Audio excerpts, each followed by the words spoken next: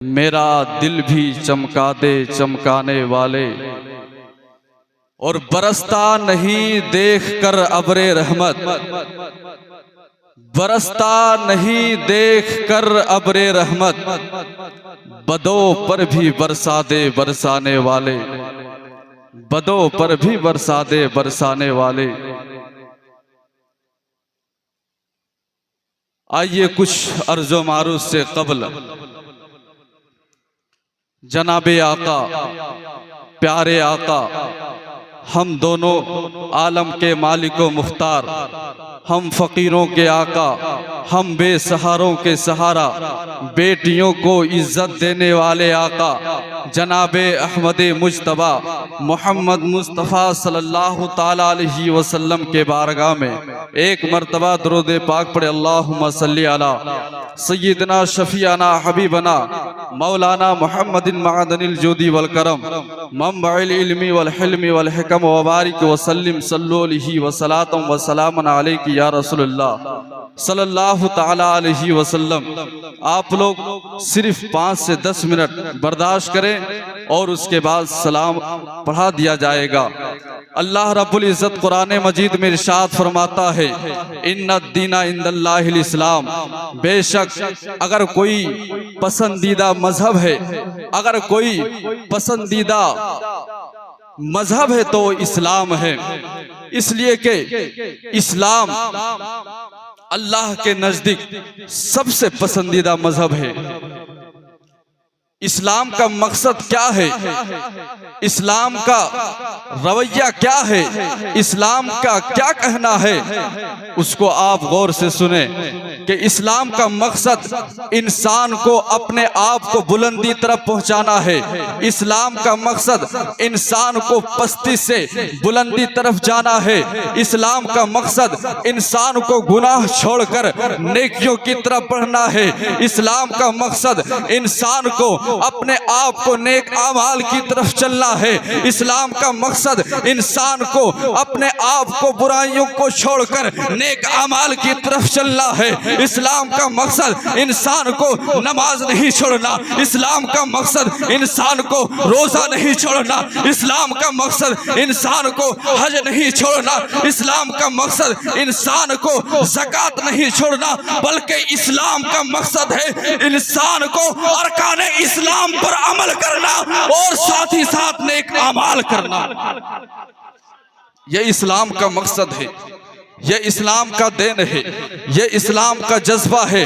لیکن آج ہمارا حال کیا ہے؟ آج ہمارا رویہ کیا ہے؟ آج ہم کس مقصد پر چلتے نظر آ رہے ہیں؟ ہم نماز پر نماز چھوڑتے جا رہے ہیں، ہمیں روزے کی کوئی فکر نہیں ہے۔ اذان ہو رہی ہے، مؤذن اذان دے رہا ہے، حی علی الصلاۃ حی علی الفلاح، لیکن ہمارا کام کوئی اذان ہمارا جو کام ہے ہم نماز کی طرف نہیں چلتے ہیں، ہمارا کام ہے جو کسی نماز کی طرف نہیں جاتا ہے، بلکہ ہمارا کام جو ہے اپنے کام پر، دنیاوی کام پر چلا جاتا ہے۔ لیکن افسوس کی بات ہے، غور کرنے کی بات ہے کہ ہمیں اللہ نے 5 وقت کی نماز دیا ہے، ہمیں اللہ نے زکوٰۃ دیا ہے، اللہ نے روزہ دیا ہے، اللہ نے حج دیا ہے، لیکن ہم صرف اور صرف اگر کوئی چیز عمل میں لاتے ہیں، اگر کوئی بھی چیز عمل میں لاتے ہیں تو ہم نماز کو چھوڑ دیتے ہیں، ہم روزے کو چھوڑ دیتے ہیں،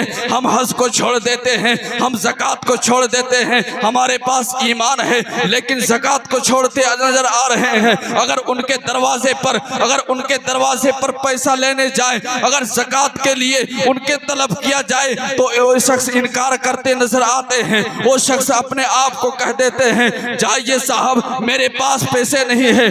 لیکن اللہ نے ارشاد فرمایا سب سے پسندیدہ مذہب اسلام ہے، تو ہم اسلام کو ماننے والے کیسے ہوئے گے جب نماز نہیں پڑھتے ہیں؟ ہم اسلام کو ماننے والے کیسے ہوئے گے جب روزہ نہیں رکھتے ہیں؟ ہم اسلام کو ماننے والے کیسے ہوئے گے جب ہم زکوٰۃ فرض کیا کہ ہمارے پر زکوٰۃ فرض ہے لیکن زکوٰۃ ادا نہیں کرتے ہیں؟ ہم اسلام کو ماننے والے کیسے ہیں جب ہمارے اوپر حج فرض کر دیا گیا اور ہم حج نہیں کر رہے ہیں؟ تو افسوس اور غور کرنے کی مقام مقام ہے جب ہمارے اوپر اللہ نے تمام چیزوں کو فرض کر دیا اور ہم جب وہ چیزیں نہیں مان رہے ہیں تو اللہ کے نزدیک سب سے ہم بدتر اور بدترین شخص ہیں۔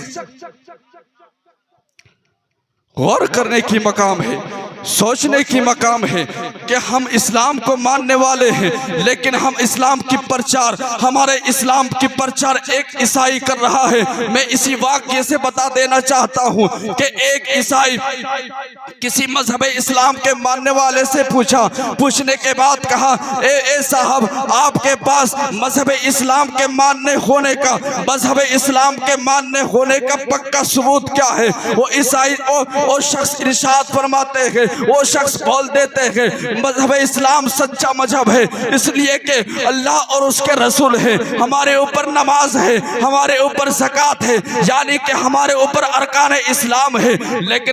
لیکن وہ عیسائی عرض کرتے ہیں، ٹھیک ہے، لیکن میں مذہب اسلام کو پکا اور سچا مذہب ماننے ہونے کا ثبوت میں دیتا ہوں، اس لیے کہ ہمارے ملک میں کوئی قانون نافذ ہوتا ہے، ہمارے ملک میں اگر کوئی ایک پارلیمنٹ سے قانون نافذ ہوتا ہے تو 1 سال تک نہیں بلکہ 6 مہینے تک ختم ہو جاتا ہے، لیکن واہرے مذہب اسلام کے ماننے والے اگر کوئی ہمارے ملک میں 1 سال تک اگر کسی کو گورنمنٹ بنا دیا جائے تو وہ کامیاب نہیں ہوتا ہے، لیکن واہرے پیارے محمد صلی اللہ علیہ وسلم جو ریگستان میں بیٹھ کر 100 سال سے اپنی حکومت چلا رہے ہیں اور جو لکھ دیے آج دنیا اسی پر فالو کر رہی ہے۔